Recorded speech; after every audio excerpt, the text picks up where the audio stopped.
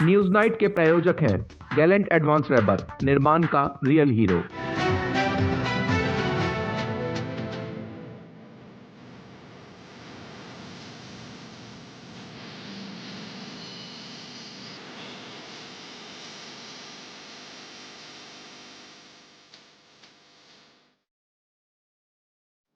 नमस्कार। News night के एक और विशेष अंक में आप सभी दर्शकों का बहुत बहुत स्वागत है। मैं हूं वसीम मिश्रा। शुरुआत हेडलाइंस के साथ। केंद्रीय मंत्रिमंडल ने एक देश एक चुनाव पर कोविंद कमेटी की सिफारिशों को दी मंजूरी। सूचना एवं प्रसारण मंत्री अश्विनी वैष्णव ने कहा, सभी दलों के साथ सहमति से ही निर्णय होगा लागू। बसपा का स्टैंड सकारात्मक तो कांग्रेस ने ध्यान भटकाने वाला बताया। मोदी सरकार के तीसरे कार्यकाल के 100 दिन पूरे होने पर कैबिनेट ने किसानों के हित में लिया बड़ा फैसला। एनपीके उर्वरकों के लिए 24,475 करोड़ रुपए की सब्सिडी मंजूर। पीएम अन्नदाता आय संरक्षण अभियान के लिए 35,000 करोड़ रुपए की मंजूरी। भारत के अंतरिक्ष कार्यक्रम की मजबूती के लिए कैबिनेट के 4 फैसले। चंद्रयान 4 मिशन को मंजूरी के साथ ही शुक्र पर मिशन को भी हरी झंडी। अगली पीढ़ी का प्रक्षेपण यान विकसित करने को भी कैबिनेट ने दी मंजूरी। भारतीय अंतरिक्ष केंद्र की स्थापना की दिशा में बड़ा कदम बढ़ाते हुए गगनयान कार्यक्रम के विस्तार को मिली स्वीकृति। जम्मू कश्मीर में पहले चरण का मतदान शांतिपूर्वक संपन्न। कड़ी सुरक्षा के बीच बड़ी संख्या में पोलिंग बूथ पर उमड़े मतदाता। लोकतंत्र के महापर्व को लेकर जम्मू के साथ साथ घाटी के फर्स्ट टाइम वोटर में दिखा जबरदस्त उत्साह।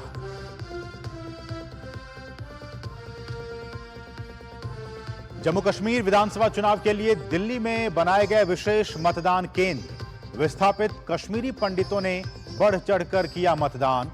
10 साल बाद हो रहे चुनाव को लेकर दिखा खासा उत्साह।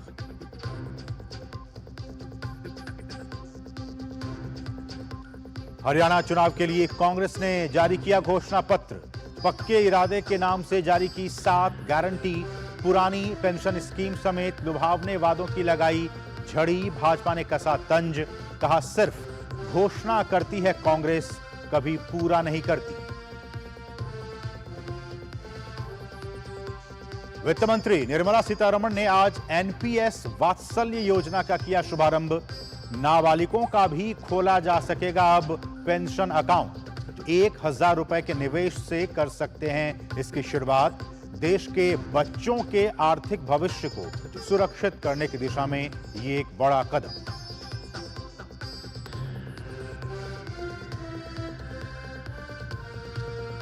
और भारत और बांग्लादेश के बीच 2 मैच की टेस्ट सीरीज का आगाज गुरुवार से चेन्नई में होगा शुरू। टीम इंडिया का बांग्लादेश के खिलाफ टेस्ट में हो रहा है एक छत्र राज।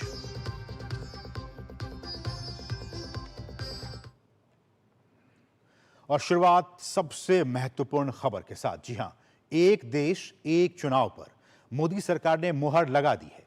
बुधवार को मोदी कैबिनेट ने देश में सभी चुनाव एक साथ करवाने के लिए बनी रामनाथ कोविंद कमेटी के रिपोर्ट को मंजूर कर लिया। इसके बाद अब देश में एक देश एक चुनाव की राह से सस्पेंस अब दूर हो गया है।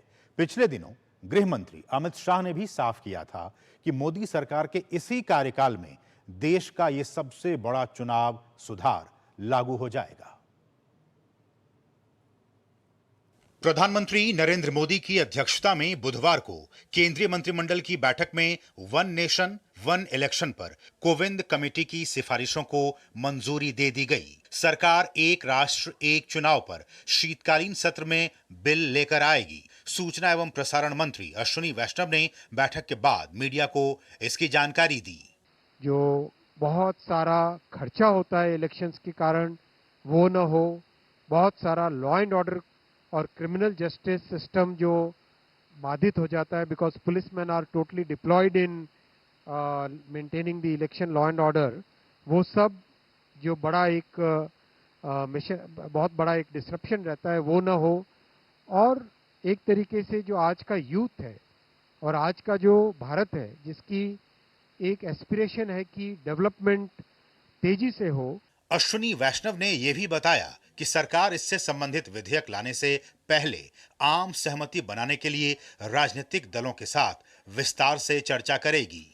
विपक्ष में भी उनके अंदर से आंतरिक दबाव बनने न लग जाए कहीं, क्योंकि देश में करीब 80% of the respondents who responded during the consultation process, 80% से ज़्यादा लोगों ने इसको बहुत पॉजिटिव सपोर्ट किया है, खासकर यूथ ने। Youth is very much in favour of it. गृह मंत्री अमित शाह ने एक राष्ट्र एक चुनाव की सिफारिशों को कैबिनेट द्वारा स्वीकार करने पर खुशी जताई। उन्होंने एक्स पर पोस्ट करते हुए लिखा कि प्रधानमंत्री नरेंद्र मोदी के नेतृत्व में भारत में परिवर्तनकारी सुधार हो रहे हैं। आज इस दिशा में भारत ने ऐतिहासिक चुनावी सुधारों की दिशा में एक बड़ा कदम उठाया है, क्योंकि केंद्रीय मंत्रिमंडल ने एक राष्ट्र एक चुनाव पर उच्च स्तरीय समिति की सिफारिशों को स्वीकार कर लिया है। ये स्वच्छ और वित्तीय रूप से कुशल चुनावों के माध्यम से हमारे लोकतंत्र को मजबूत करने और संसाधनों के अधिक उत्पादक आवंटन के माध्यम से आर्थिक विकास को गति देने की मोदी जी की दृढ़ इच्छा शक्ति को दर्शाता है। सरकार और सरकार की सहयोगी पार्टियों ने जहां इस फैसले की सराहना की, तो वहीं विपक्षी दलों ने भी इसको लेकर अपनी प्रतिक्रियाएं दी हैं। देश के लॉ एंड ऑर्डर के लिए जरूरी है, क्योंकि 2-3 महीने सारे फोर्स वहां लग जाते हैं। ये देश के प्रगति के लिए जरूरी है। और 1967 के पहले तो खड़गे बताएं ना, राहुल बताएं कि एक देश एक इलेक्शन होता था कि नहीं होता था। चुनाव के खर्च का जो भीमकाय आकार है, उसको काफी हद तक नियंत्रित किया जा सकेगा। वन नेशन वन इलेक्शन को लागू करने से पहले सभी विपक्षी पार्टियों को और सभी प्रदेश के मुख्यमंत्री या पूर्व मुख्यमंत्रियों की एक बैठक आहूत होनी चाहिए। ये नहीं चलने वाला है डेमोक्रेसी में। ये डेमोक्रेसी को टिकाना है तो जब चाहिए तब इलेक्शन करना पड़ेगा। वहीं बसपा सुप्रीमो मायावती ने कैबिनेट के इस फैसले का समर्थन किया है। अपने एक्स संदेश में मायावती ने कहा कि एक देश एक चुनाव की व्यवस्था के तहत देश में लोकसभा, विधानसभा और स्थानीय निकाय का चुनाव एक साथ कराने वाले प्रस्ताव को केंद्रीय कैबिनेट द्वारा आज दी गई मंजूरी पर हमारी पार्टी का स्टैंड सकारात्मक है, लेकिन इसका उद्देश्य देश व जनहित में होना जरूरी है।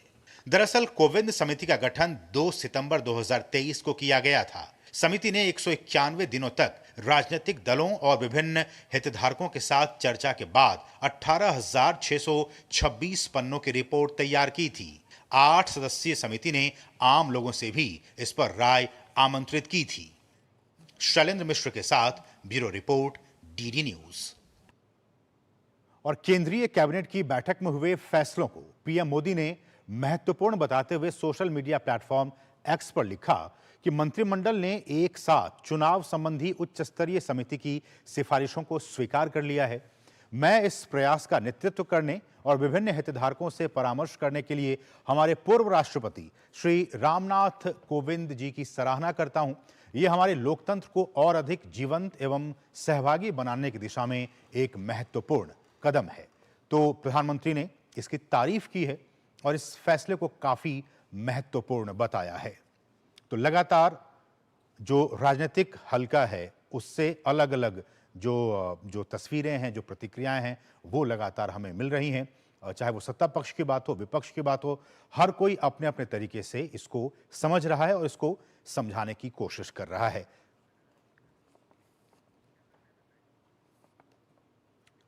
लेकिन सबसे बड़ा सवाल कि ये है क्या, और एक देश एक चुनाव में जो सिफारिश की गई रामनाथ कोविंद कमेटी की तरफ से, उन सिफारिशों पर मुझे लगता है कि एक बार निगाह डालने की जरूरत है कि वो क्या क्या उस रिपोर्ट में बातें कही गई हैं, जिस रिपोर्ट को अब कैबिनेट ने, सरकार ने मंजूर कर लिया है। ये देखिए, ये कमेटी पूर्व राष्ट्रपति रामनाथ कोविंद की अध्यक्षता वाली कमेटी की सिफारिशें अब जो कैबिनेट है उसने, सरकार ने मंजूर कर ली है। समिति का एक साथ चुनाव के लिए 2 चरणीय दृष्टिकोण का प्रस्ताव है। एक साथ चुनाव करने के लिए 2 चरणीय दृष्टिकोण। वो क्या है? तो सबसे पहले लोकसभा और राज्य विधानसभाओं के चुनाव एक साथ कराने को लेकर बातचीत की जा रही है। लोकसभा और राज्य विधानसभाओं के चुनाव एक साथ हो। इसके बाद नगर पालिकाओं और पंचायतों के चुनाव राष्ट्रीय और राज्य चुनावों के अनुरूप होंगे। तो यह साफ तौर पर कहा गया कि दो चरणीय, पहले लोकसभा और राज्यों की विधानसभा और फिर नगर पालिका और पंचायत, तो ये दो चरणों में। समिति का सरकार के सभी स्तरों पर एकीकृत मतदाता सूची और चुनावी फोटो पहचान पत्र की वकालत इस सिफारिश में की गई है कि एक ही एकीकृत जो पहचान पत्र है वो लोगों को दिया जाए, मतदाताओं को दिया जाए।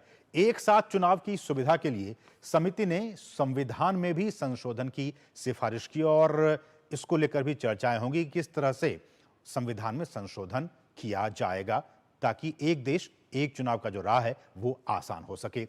एक नया अनुच्छेद 82A एक साथ चुनाव कराने की प्रक्रिया करेगा स्थापित। ये एक नया अनुच्छेद ऐड करने की बात की जा रही है संविधान में ताकि ये जो सारा प्रोसेस है वो अच्छे से हो सके। इसमें एक आधिकारिक तारीख की नियुक्ति और आम चुनावों के बाद विधानसभाओं का एक साथ विघटन शामिल है। ये कुछ महत्वपूर्ण बिंदु हैं, किस तरह से एक साथ जो तमाम विधानसभाएं हैं उनका विघटन हो, फिर उनका लोकसभा चुनाव के साथ एक साथ ही हो, एक कोई तारीख ये निर्धारित करनी पड़ेगी। निर्वाचन आयोग इन चुनावों के समन्वय की निगरानी करेगा। इलेक्शन कमीशन जो है इन तमाम चुनावों की, एक देश एक चुनाव, जितने भी राज्य हैं और साथ साथ केंद्र, इन तमाम, चाहे वो लोकसभा की बात हो या फिर राज्य विधानसभाओं की, इनकी निगरानी, इन चुनाव की निगरानी निर्वाचन आयोग के हवाले करने की बात कही गई है। कमेटी ने पंचायत और नगर पालिकाओं में एक साथ चुनाव के लिए अनुच्छेद 324A का प्रस्ताव रखा है। जैसा कि हमने कहा कि संविधान में भी संशोधन करने की जरूरत है, तभी ये सारी चीजें मुमकिन हो पाएंगी, आगे चल पाएंगी। अनुच्छेद 325(2) प्रत्येक क्षेत्रीय क्षेत्र के लिए एक एकीकृत चुनावी रजिस्टर स्थापित करेगा। एकीकृत चुनावी रजिस्टर, इस बात की भी इसमें सिफारिश की गई है कि एक एकीकृत चुनावी रजिस्टर हो, इसकी भी स्थापना की जाएगी। रजिस्टर जो है वो लोगों के सदन, राज्य विधानमंडल, नगर पालिका या पंचायत के चुनावों पर लागू होगा। तो एक साथ ये जो रजिस्टर है वो सदन की बात हो जाए, राज्य विधानमंडल की बात हो जाए, नगर पालिका चुनाव की बात हो जाए, पंचायत चुनाव पर, ये सभी पर लागू होगा। ऐसा एक रजिस्टर बनाने की बात कही गई है इस सिफारिश में। समिति जो है, कमेटी, वो राज्य अनुसमर्थन की आवश्यकता वाले संशोधनों का भी प्रस्ताव करती है कि अगर राज्यों को भी लगता है कि उनमें कुछ संशोधन करने की जरूरत है अपने यहां, तो वो भी उसका भी समर्थन करने की बात कर रहे हैं इस प्रस्ताव के जरिए। संशोधनों का मकसद जो है वो सभी क्षेत्रीय निर्वाचन क्षेत्रों के लिए एक एकल मतदाता सूची बनाना है, एक सिंगल वोटर लिस्ट हो जिसमें कि सभी के नाम हो। तो इससे कहीं ना कहीं आसानी होगी राज्य के लेवल पर भी और लोकसभा चुनाव में भी। राज्य निर्वाचन आयोगों के परामर्श से तैयार की गई, राज्य के जो निर्वाचन आयोग है उनके सलाह से तैयार की गई केंद्रीकृत मतदाता सूची मौजूदा जो मतदाता सूची है उसकी जगह ले लेगी। तो आप समझ सकते हैं कि एक सेंट्रलाइज्ड वोटर लिस्ट होगी और उसके बाद से अभी जो लिस्ट है वो उसको हटा के रिप्लेस करके वो एक सेंट्रलाइज्ड, जिसमें कि सभी के नाम होंगे, सभी मतदाताओं के नाम होंगे और उसको रिप्लेस करने का काम करेगी। त्रिशंकु सदन या अविश्वास प्रस्ताव की स्थिति में, अगर ऐसी स्थिति उत्पन्न होती है, ऐसे में नए सदन के गठन के लिए फिर से चुनाव हो सकते हैं। क्या है इसके मायने, हम इस पर भी चर्चा करेंगे कि अगर इस तरह की स्थितियां हो जाती हैं तो फिर से चुनाव आप करवा सकते हैं। नए लोकसभा या विधानसभा का कार्यकाल पहले की लोकसभा या विधानसभा की बाकी बची अवधि के लिए होगा। ये कुछ महत्वपूर्ण बिंदु हैं, इस पर हम आगे विस्तार से करेंगे चर्चा। और इसके बाद सदन को भंग माना जाएगा कि अगर एक बार ये सारी चीजें हो जाती हैं अगले चुनाव के लिए तो उसके बाद तत्काल प्रभाव से ही सदन को भंग माना जाएगा। और इन चुनावों को क्या कहा जाएगा, मध्यावधि चुनाव कहा जाएगा। इसमें इस बात का जिक्र किया गया कि इसे मध्यावधि चुनाव कहा जाएगा। कैसे ये सारी चीजें होंगी इस पर बातचीत करेंगे। वहीं 5 साल के कार्यकाल के खत्म होने के बाद होने वाले चुनावों को आम चुनाव कहा जाएगा, जो कि टेन्योर होता है 5 साल का। उन चुनावों को जो 5 साल के बाद होंगे आम चुनाव, अभी हम आम चुनाव कहते हैं और सिफारिश में भी कही गई, इस बात कही गई है उसे हम आम चुनाव कहेंगे। इस अनुच्छेद के प्रावधान को लागू करने के दिन को, जब ये सारी चीजें हो जाएंगी, संविधान में परिवर्तन हो जाएगा, उस अनुच्छेद के प्रावधान को लागू करने के दिन को निर्धारित तिथि कहा जाएगा। निर्धारित तिथि जिस दिन से ये सारी चीजें लागू होंगी। उसके बाद से लोकसभा और विधानसभा चुनावों के लिए जरूरी जो लॉजिस्टिक्स हैं, ईवीएम और बाकी चीजें, उसके लिए निर्वाचन आयोग योजना तैयार करे, उसकी प्लानिंग करे कि एक साथ जब इतने बड़े देश में चुनाव होंगे, लोकसभा के लिए भी और राज्य विधानसभा के लिए, इन तमाम लॉजिस्टिक्स की जो निगरानी है, जो तैयारी है, वो चुनाव निर्वाचन आयोग के हवाले सिफारिश की गई कि वो इस सारी चीजों की तैयारी करे। नगर पालिकाओं की बात की जाए और पंचायतों के चुनावों के लिए तो ये काम जो है वो राज्य निर्वाचन आयोग को देने की बात इसमें कही गई है। जो सेंट्रल कमीशन है, इलेक्शन कमीशन, उसके हवाले पूरे देश में, और जो राज्यों में है वो राज्य निर्वाचन आयोग को ये जिम्मेदारी दी गई है। तो ये कुछ अहम सिफारिशें की गई हैं इस जो रामनाथ कोविंद की कमेटी की रिपोर्ट है। लेकिन ये जो सिफारिश है, इनके क्या कुछ मायने हैं और किस तरह से ये लागू होंगे आने वाले वर्षों में, इस पे हम विशेष चर्चा करेंगे। लेकिन उससे पहले रुकेंगे बहुत ही छोटे से ब्रेक के लिए। आप देखते रहिए डीडी न्यूज। MDH का किचन किंग किचन में हो तो हम सब कुछ बना सकते हैं। बैंगन का भरता, आलू गोभी, भिंडी मसाला और भी बहुत कुछ। MDH।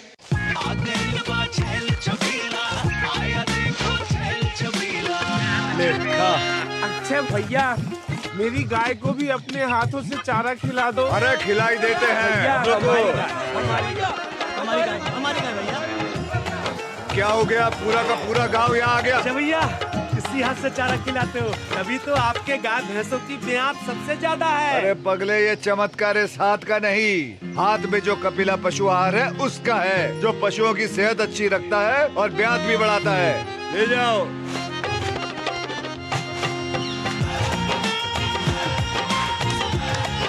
कपिला, देश का नंबर 1 पशु आहार।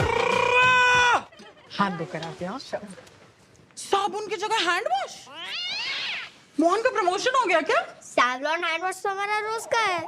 सिर्फ 10 रुपए में 200 ml हैंड वॉश बनाओ। Savlon powder to gel hand wash, germ से बचाए, शान बढ़ाए। बात जब पीढ़ियों के लिए बनने वाले घर की हो तो जिम्मेदारी बड़ी हो जाती है। गैलेंट समझता है ये जिम्मेदारी। अब डबल एम रिब्स के साथ गैलेंट एडवांस TMT रीबार, निर्माण का रियल हीरो। एक ऐसा तबका जो रिटायरमेंट के बारे में आज भी बिल्कुल नहीं सोचता, वो है औरतें। औरतें कमा के भी वल्नरेबल हैं। सो NPS एक इक्वालिटी ला रहा है, हम सब एक बराबर प्लेटफॉर्म पे हैं। अपने बेहतर कल को सुनिश्चित करने के लिए NPS जरूरी है। तड़के वाली, भोली भाली, मेहनत वाली, असली तड़के वाली, ये तो बड़ी समझदार, बड़ी होशियार। MDH के सही टेस्ट का असली test, MDH ginger garlic paste.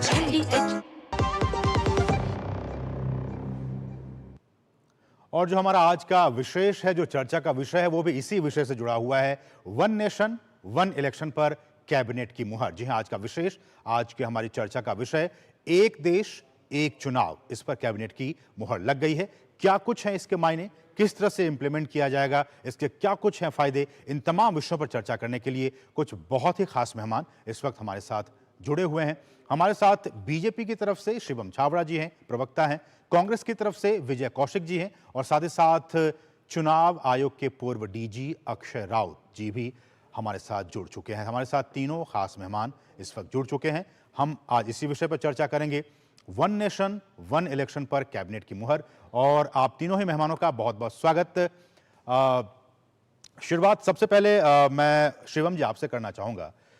ये प्रधानमंत्री की एक कोशिश थी, एक सपना था कि एक देश एक चुनाव हो। आज कैबिनेट ने उसको मंजूरी दे दी है। आपकी पहली प्रतिक्रिया इस पर?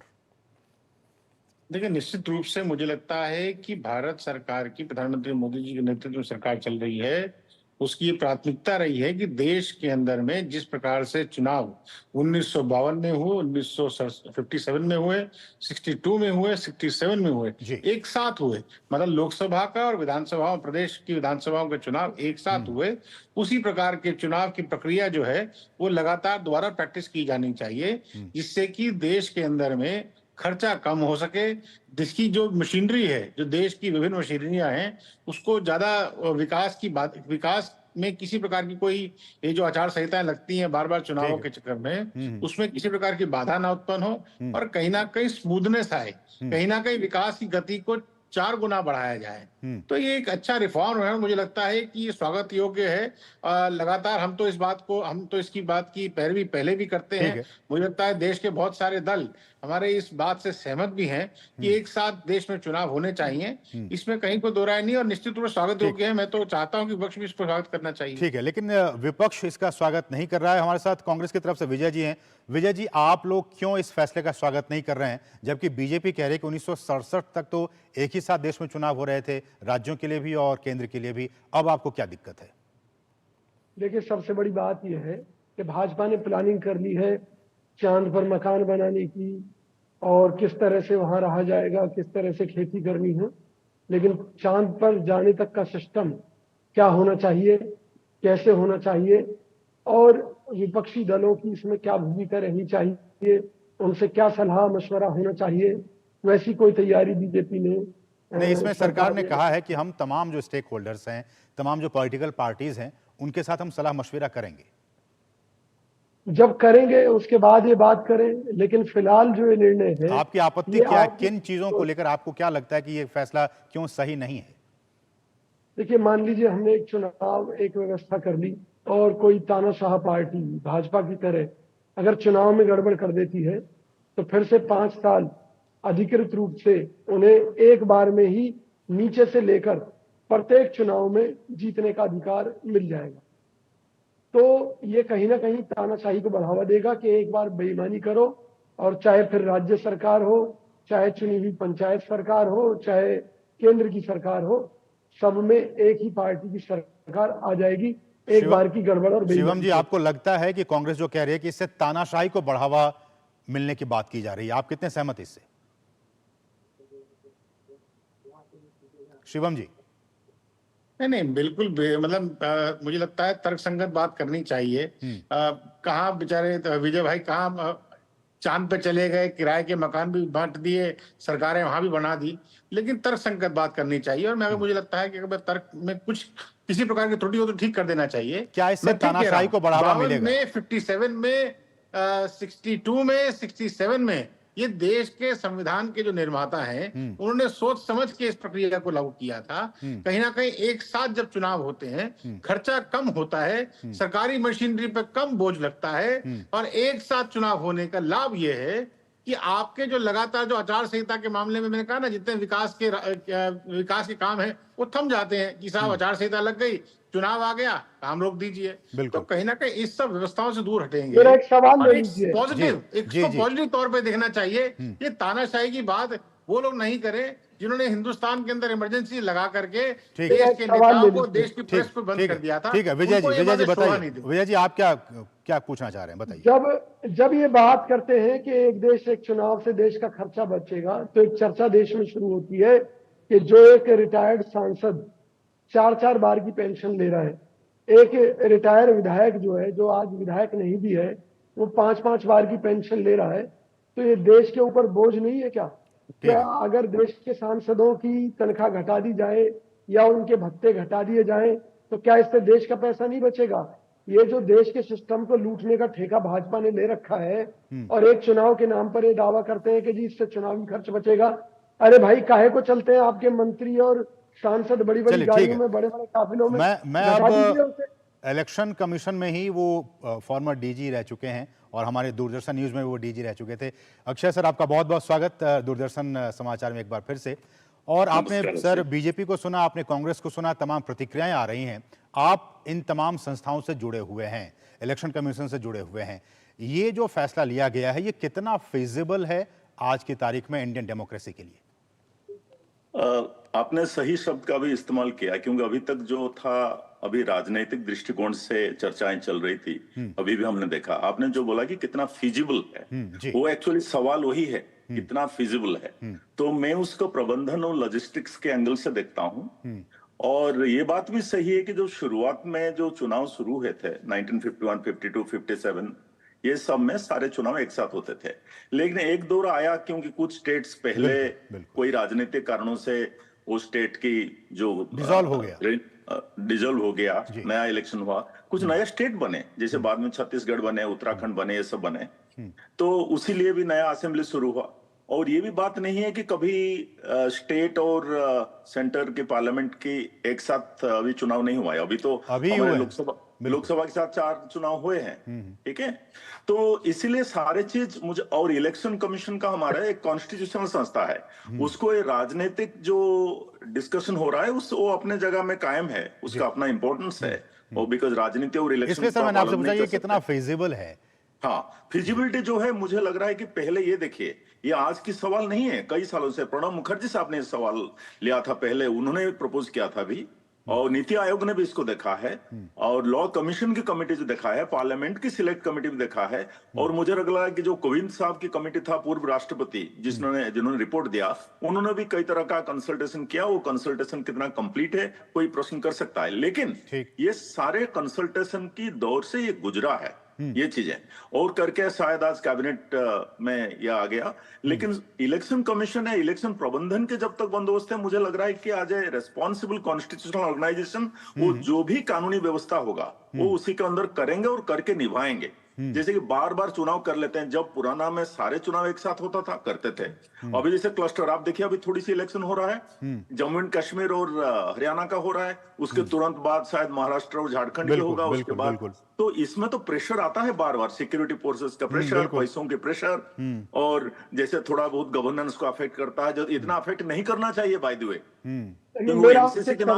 एमसीसी के नाम में जो होने वाला काम भी वो लोग रोक देते हैं, बिल्कुल, है ना जी, तो इसलिए नहीं होना चाहिए, लेकिन हो जाता है कि एमसीसी का एक डर आ जाता है कि जैसे काम रोक दें, ऐसे बहुत सारे काम जो है वो चलना ही चाहिए। विजय जी अगर आप सुन रहे होंगे, अक्षय सर को सुन रहे होंगे, तो विजय जी साफ तौर पर अक्षय जी कह रहे हैं कि जो मॉडल कोड ऑफ एमसीसी लागू होने के बाद से जो कल्याणकारी काम है वो रुक जाते हैं।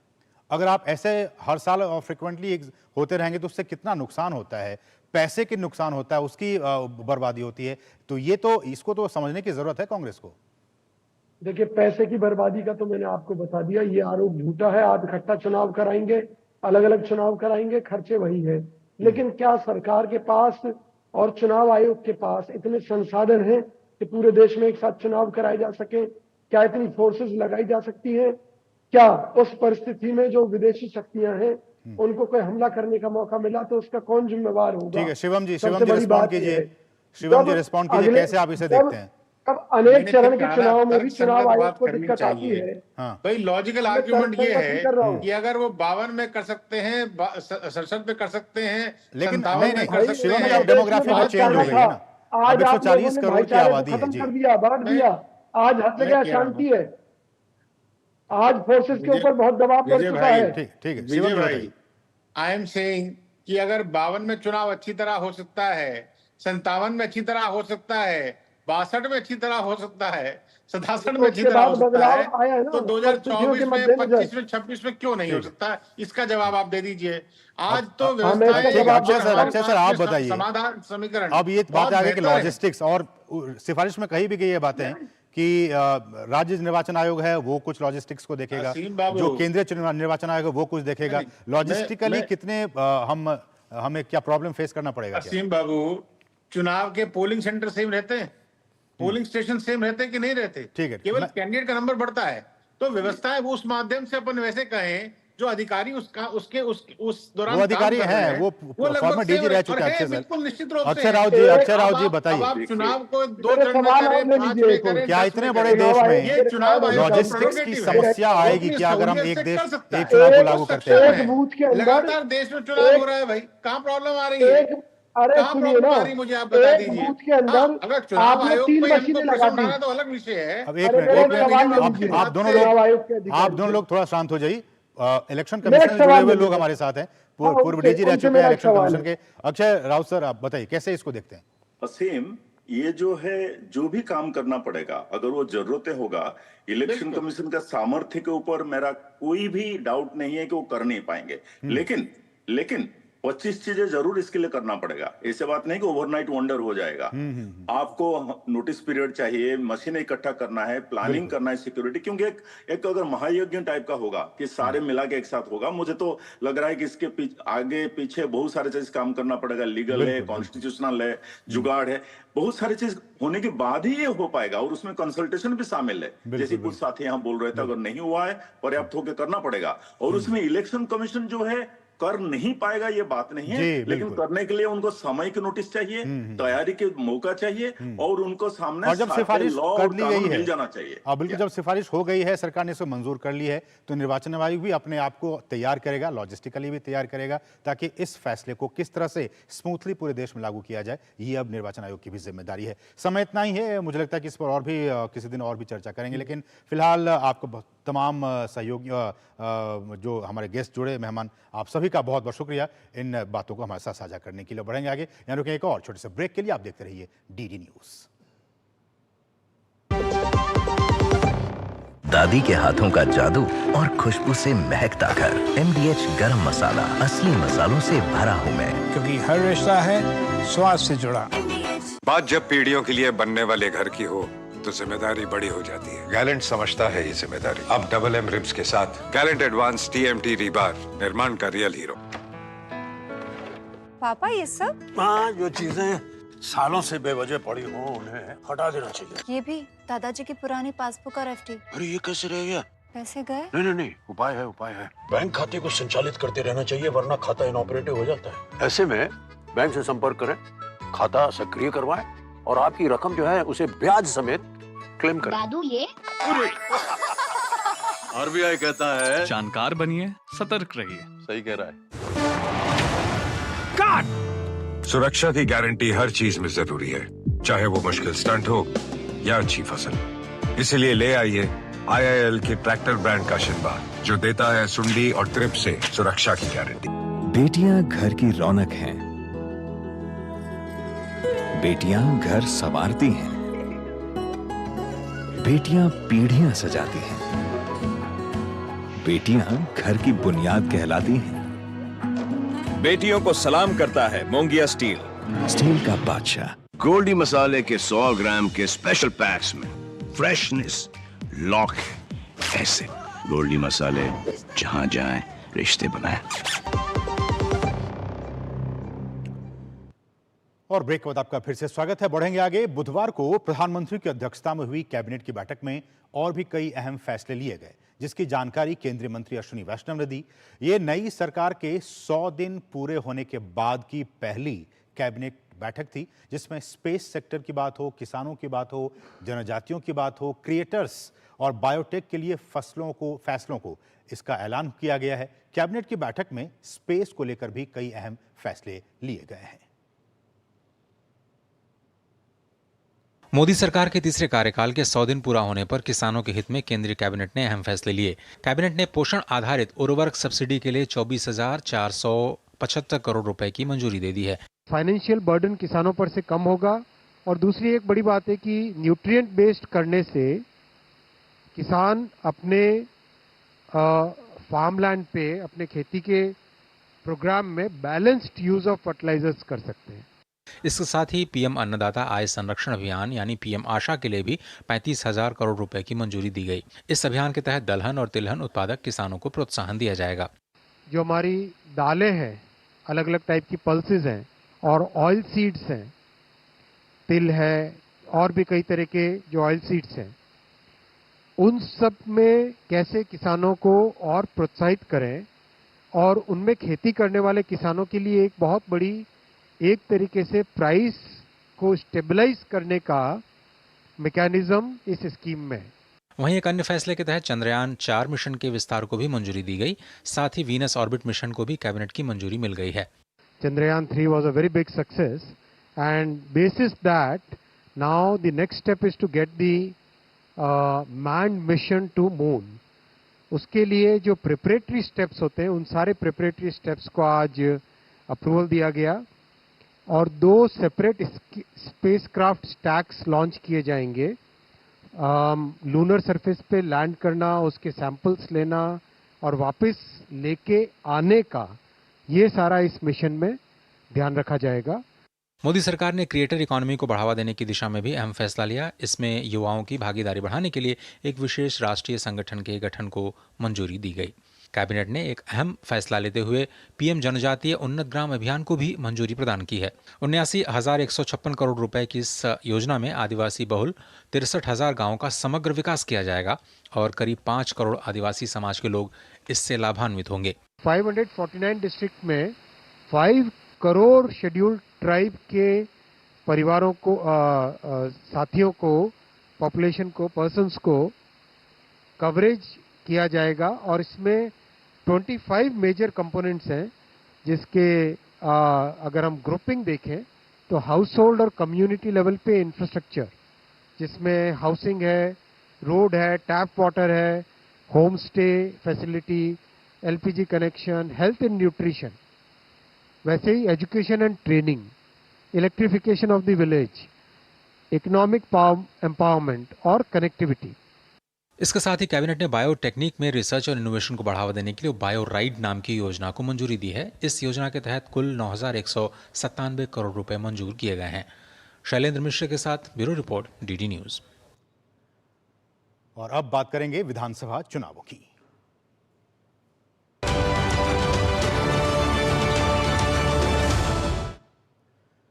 बात जम्मू कश्मीर की, तो जम्मू कश्मीर विधानसभा चुनाव में पहले फेज के लिए बुधवार को वोटिंग खत्म हुई। 7 जिलों की 24 विधानसभा सीटों के लिए मतदान संपन्न हुआ। पहले फेज की वोटिंग को लेकर देश के अलग अलग राज्यों में रहने वाले 35,000 से ज्यादा जो विस्थापित कश्मीरी पंडित हैं, उन्होंने भी बढ़ चढ़कर वोट डाले।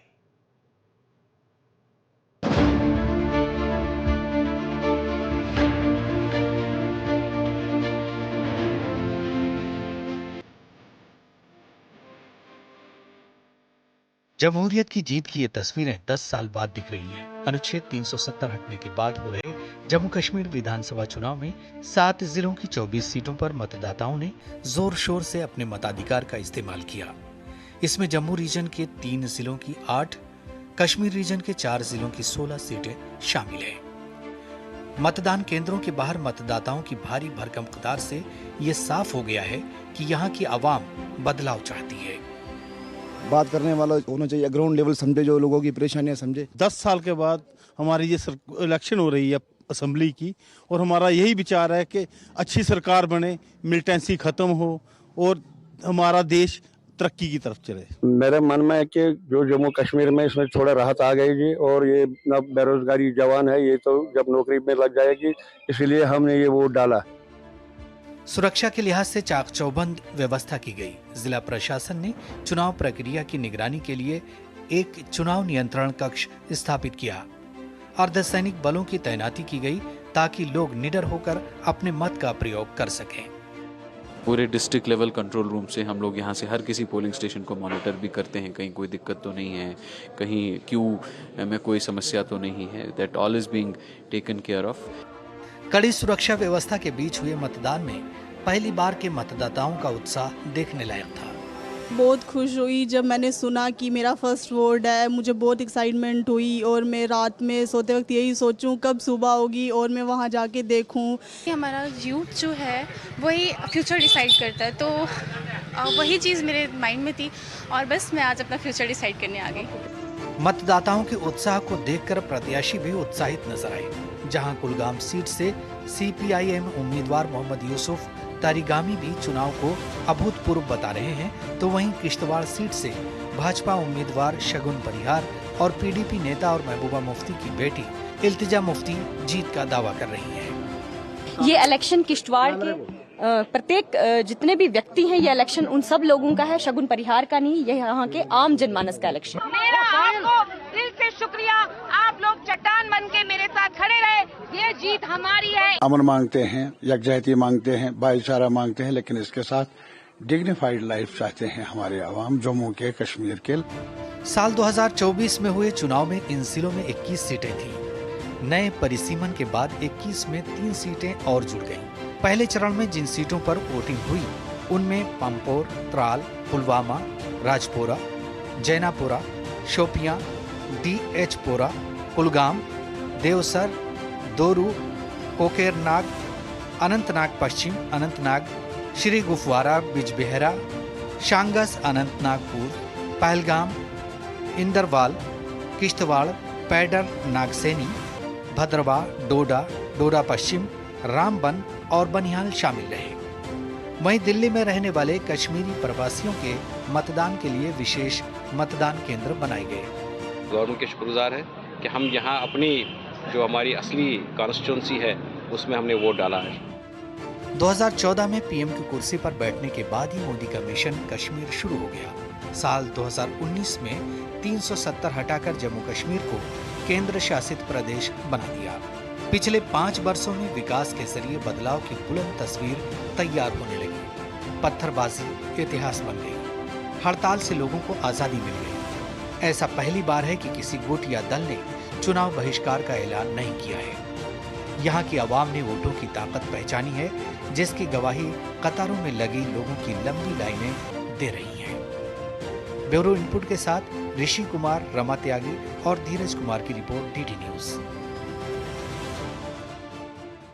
और वहीं हरियाणा चुनाव की बात की जाए तो हरियाणा में कांग्रेस ने अपना घोषणा पत्र जारी कर दिया है और इसे संकल्प पत्र का नाम दिया गया है। कांग्रेस ने अपने वादों का पिटारा जनता के सामने खोलते हुए हरियाणा के लिए 7 गारंटी जारी कर दी है। वहीं भाजपा ने कहा है कि कांग्रेस की घोषणा तो करती है लेकिन वो उसे पूरा कभी नहीं करती है।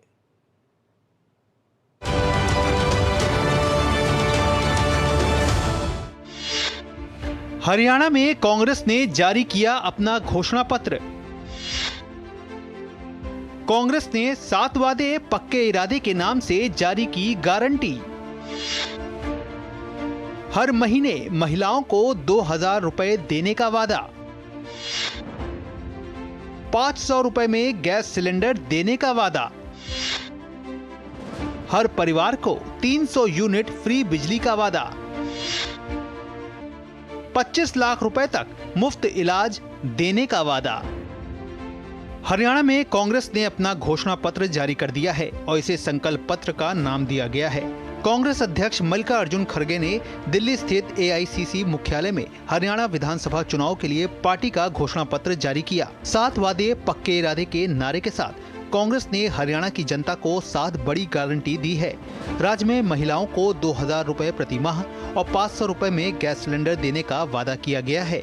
तो वहीं बुजुर्ग, दिव्यांगों और विधवाओं को 6000 रुपए पेंशन और कर्मचारियों को OPS देने का कांग्रेस ने वादा किया है। वहीं सरकारी विभागों में 2 लाख पक्की भर्तियां और महंगाई से राहत के लिए राज्य की जनता को 300 यूनिट बिजली भी मुफ्त देने की बात कही है। 7 वायदे पक्के इरादे, ये जो वायदे हैं हम इसको पक्का निभाएंगे।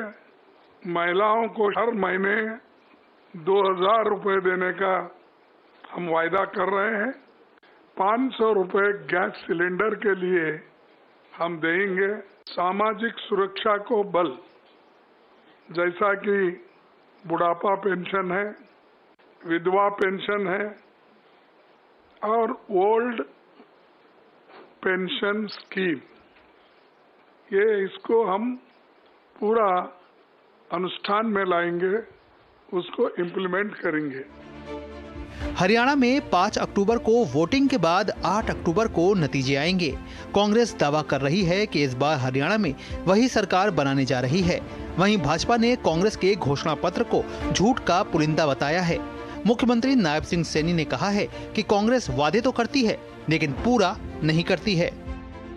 कांग्रेस घोषणा करती है, कांग्रेस रेवड़ियां बांटने का काम करती है, परंतु देती कुछ भी नहीं है।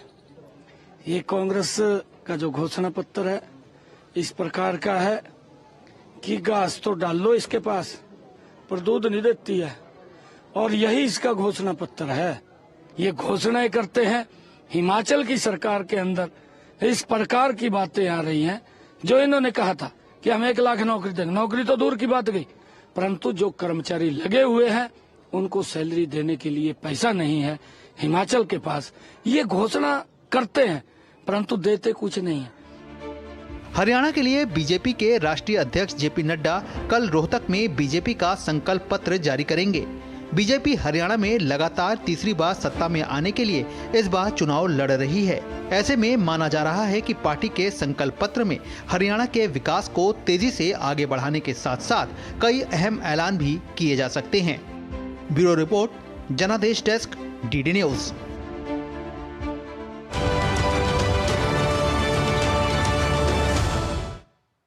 और यहाँ रुकें एक और छोटे से ब्रेक के लिए। आप देखते रहिए DD न्यूज। आया असली स्वाद। अब आया स्वाद। जब स्वाद के बड़े हो लाले तो MDH का चंकी चाट मसाला डालें। MDH का चंकी चाट मसाला। MDH। छोटे किसानों की शक्ति, कोऑपरेटिव की शक्ति और भारतीय नस्ले पशुओं की शक्ति मिलकर एक अलग ही ताकत बनती है। इस ताकत को बढ़ाने और डेयरी के विकास में जुड़े पशुपालकों, तकनीशियनों व डेयरी सहकारी समितियों को प्रोत्साहित करने के उद्देश्य से पशुपालन एवं डेयरी विभाग दे रहा है राष्ट्रीय गोपाल रत्न पुरस्कार, जिसमें इस बार से पूर्वोत्तर क्षेत्र को भी शामिल किया जा रहा है। आवेदन के लिए awards.gov.in पर जाएं या अपने नजदीकी कॉमन सर्विस सेंटर, पशु चिकित्सालय या पशुपालन और डेयरी विभाग से संपर्क करें। आवेदन 30 सितंबर 2024 तक। सुरक्षा की गारंटी हर चीज में जरूरी है, चाहे वो मुश्किल स्टंट हो या अच्छी फसल। इसलिए ले आइए IIL के ट्रैक्टर ब्रांड का शिनबा, जो देता है सुंडी और ट्रिप से सुरक्षा की गारंटी। बेटियां घर की रौनक हैं। बेटियां घर संवारती हैं। बेटियां पीढ़ियां सजाती हैं। बेटियां घर की बुनियाद कहलाती हैं। बेटियों को सलाम करता है मोंगिया स्टील, स्टील का बादशाह। गोल्डी मसाले के 100 ग्राम के स्पेशल पैक्स में फ्रेशनेस लॉक है। ऐसे गोल्डी मसाले जहां जाएं रिश्ते बनाएं। और ब्रेक के बाद आपका फिर से स्वागत है। बढ़ेंगे आगे। अमेरिका में राहुल गांधी के सहयोगियों द्वारा सैम पित्रोदा की मौजूदगी में भारतीय पत्रकार के साथ बदसलूकी और मारपीट के विरोध में बुधवार को पत्रकारों के एक समूह ने सूचना और प्रसारण मंत्री अश्विनी वैष्णव से मुलाकात कर उन्हें ज्ञापन सौंपा। सूचना और प्रसारण मंत्री ने मामले को प्रेस काउंसिल में भेजने का आदेश दिया है।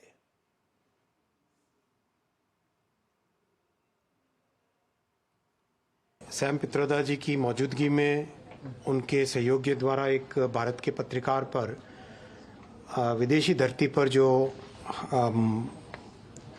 हमला हुआ और उत्पीड़न का जो आपने अभी ये दी है, अपना निवेदन रखा है यहाँ पे, निश्चित भाव से कांग्रेस और कांग्रेस के अध्यक्ष जी को इसमें एक्शन लेना चाहिए और हम इसको प्रेस काउंसिल ऑफ इंडिया को भी भेजेंगे, जिससे कि प्रेस काउंसिल ऑफ इंडिया भी इसके ऊपर लीगल एक्शन ले। इस साल के बजट में वित्त मंत्री ने बच्चों के लिए सरकारी पेंशन योजना यानी NPS वात्सल्य योजना को शुरू करने की घोषणा की थी। नई दिल्ली में वित्त मंत्री निर्मला सीतारमण ने इस योजना का शुभारंभ कर दिया। इस नई योजना से कैसे आप अपने बच्चों को बेहतर भविष्य का भरोसा दे सकते हैं, आइए देखते हैं अजय मिश्र की इस खास रिपोर्ट में। दुनिया में सबसे ज्यादा युवाओं वाले देश में सभी को सामाजिक सुरक्षा देना सरकार की बड़ी प्राथमिकता है। अब छोटे बच्चों के भविष्य को संवारने के लिए सरकार ने नेशनल पेंशन स्कीम वात्सल्य योजना का नया तोहफा दिया है। इस योजना के लागू होने के बाद अब जन्म से लेकर के 70 साल तक की अवस्था तक पेंशन योजना का लाभ उठाया जा सकता है। बजट में ऐलान होने के 2 महीनों के भीतर ही वित्त मंत्री निर्मला सीतारमण ने देश में 75 स्थानों पर एक साथ इस योजना की शुरुआत कर दी है। आपके बच्चे के साथ आप एक बर्थडे पार्टी में जाएंगे, जरूर आपके छोटे छोटे टॉफियां या केक या कुछ तोहफा उस बच्चे के लिए लेके जाइए, जरूर लेके जाइए। बर्थडेज और any other happy occasion in the family, if our gifts are going to be vatsalya, you're not just giving a birthday gift of that day or a happy day's gift on that day. It will be a lifelong contribution for the child's future. NPS वात्सल्य scheme में नाबालिगों का भी pension account खोला जा सकता है। माता पिता बच्चे के नाम पर सालाना 1000 रुपए से निवेश की शुरुआत कर सकते हैं। NPS वात्सल्य योजना के तहत अधिकतम निवेश की कोई सीमा नहीं है। बैंक और पोस्ट ऑफिस के अलावा NPS ऑनलाइन सुविधा के जरिए भी खाते खोले जा सकते हैं। अभिभावक की पैन संख्या के आधार पर बच्चों का पैन यानी पेंशन नंबर जारी किया जाएगा। निवेश के लिए इक्विटी, कॉर्पोरेट डेट या सरकारी डेट में निवेश का विकल्प चुन सकते हैं। ज्यादा जोखिम वाले खातों में 75% तक का निवेश इक्विटी यानी शेयर्स में किया जा सकेगा। अभिभावक अपनी पसंद से PFRDA के साथ पंजीकृत पेंशन फंड का चुनाव भी कर सकते हैं। 18 साल की उम्र के बाद NPS वात्सल्य सामान्य NPS में बदल जाएगा। 60 सालों के बाद इस फंड को नियमित पेंशन प्राप्त करने के लिए इस्तेमाल किया जा सकेगा। It will have all the features of NPS, such as investment choices between equity and debt, and the choice of pension funds. One could easily open an NPS Vatsalya account through their bank branches directly or through online mode, that is e-NPS. एक उदाहरण के तौर पर अगर 50 सालों तक 1000 रुपए लगातार हर महीने जमा किया जाए तो आप कुल 6 लाख रुपए का निवेश करेंगे। हर साल अगर आपको 10% का रिटर्न मिलता है तो आपके पेंशन फंड में करीब 1 करोड़ 75 लाख रुपए होंगे। इसकी मदद से आपको हर महीने जीवन भर करीब 34,000 रुपए की पेंशन मिल पाएगी। ये फ्यूचर के लिए बेनिफिशियल है तो अच्छा है। पहले इंडिविजुअल था एनपीएस, अभी आज लॉन्च हो रहा है वात्सल्य, तो ये अच्छा है बच्चों के फ्यूचर के लिए। आफ्टर रिटायरमेंट तो बहुत अच्छा सा अमाउंट मिलेगा, तो मुझे लगता है ये बहुत ज़रूरी है। It's a very good scheme, and after that they will reach around their age, they will get some good pension and their life security. बच्चे का फ्यूचर सिक्योर रहेगा और साथ में और हम लोगों का भी। एनपीएस वात्सल्य योजना के लॉन्च होने के साथ ही 2580 अकाउंट्स खोले गए। इस योजना के तहत 3 साल की लॉक इन अवधि के बाद शिक्षा, गंभीर बीमारी या फिर विकलांगता जैसी जरूरतों के लिए जमा राशि का 25% निकाला जा सकता है। ऐसा ज़्यादा से ज़्यादा 3 बार किया जा सकता है।